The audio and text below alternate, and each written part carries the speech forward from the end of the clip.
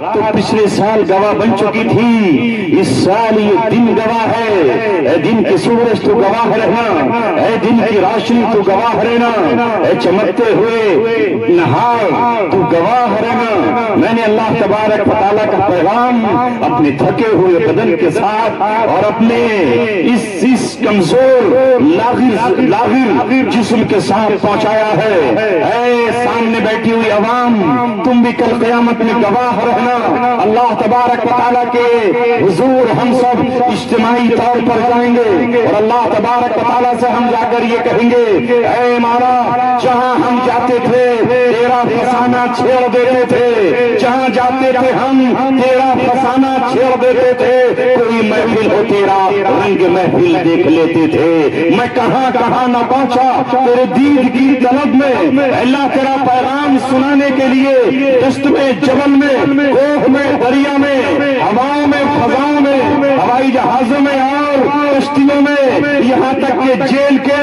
تعذیب خانوں میں، زندانوں میں، وہاں کی پارکوں میں، وہاں کی سیل میں، وہاں کے کمروں میں، وہاں کی بیرکوں میں، اللہ ہم نے تیرا پیغام اس امت کو سنایا ہے، ہم نے دعوت دی ہے، پلٹو اپنے رب کی طرف، ففروا الی اللہ، تمہارا رب تمہیں پکار رہا ہے۔ اے اللہ، یہ پیغام کل، یہ تیرا پیغام کل حضرت نوح اپنی قوم کو سناتے تھے تو کبھی حضرت موسیٰ فرعون حامان کو سناتے تھے اور قارون کو دعوت دیتے تھے، کبھی حضرت لوط اپنی قوم کو سناتے تھے، کبھی حضرت شعیب قوم مدین کو سناتے تھے، کبھی حضرت داؤد اپنی قوم کو سناتے، کبھی حضرت سلیمان اپنی قوم کو سناتے۔ اے اللہ، یہ سلسلہ چلتا رہا یہاں تک کہ پھر تو نے آخری تعداد کو بھیج دیا، محمد صلی اللہ علیہ وسلم کو بھیج دیا۔ یہ پیغام انہوں نے سنایا، پھر صحابہ نے سنایا، پھر یہ تابعین نے سنایا، تبع تابعین نے سنایا، ائمہ مجتہدین نے سنایا، یہ علماء سناتے رہے۔ کبھی امام راضی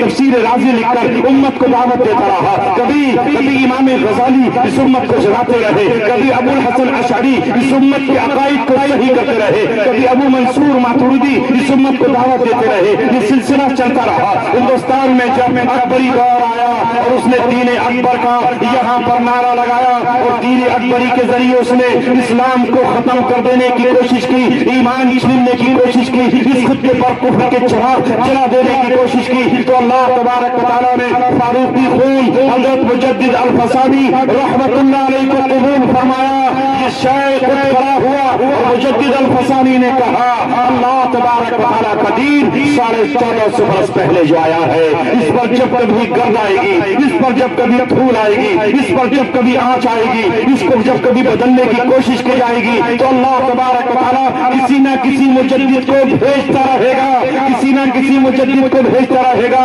ان اللہ یبعث علی کل راسلیۃ من یجدد لها دینها، ہر 100 سال میں ایک مجدد آئے گا، دین کی تجدید کرتا رہے گا۔ اے مولا، تیرا پیغام کبھی احمد بن حنبل نے کوڑوں کی زد میں سنایا، تو کبھی امام ابو حنیفہ نے ڈنکے کی چوٹ سنایا، کسی نے پھانسی کے پھندوں کو چوما تو کسی نے جیل کی سلاخوں کو جا کر کے اپنے مبارک ہاتھوں سے چوما۔ اے رب کریم، اس دور میں 21ویں صدی میں ہم وہ تیرے دیوانے، وہ تیرے مستانے ہیں، وہ اہل جنوں ہیں، وہ صاحب جنوں ہیں جنہوں نے تیرا پیغام خشکی میں بھی سنایا، تری میں بھی سنایا، شہروں میں سنایا، عیدگاہوں میں سنایا، مسجدوں میں سنایا، منبروں پر سنایا، اور آج دن میں اللہ ہم چئی کی سرزمین پر اس خوبصورت مجمع کو سنا رہے ہیں۔ نعرہ تکبیر، مفتی عبدالسمیع صاحب۔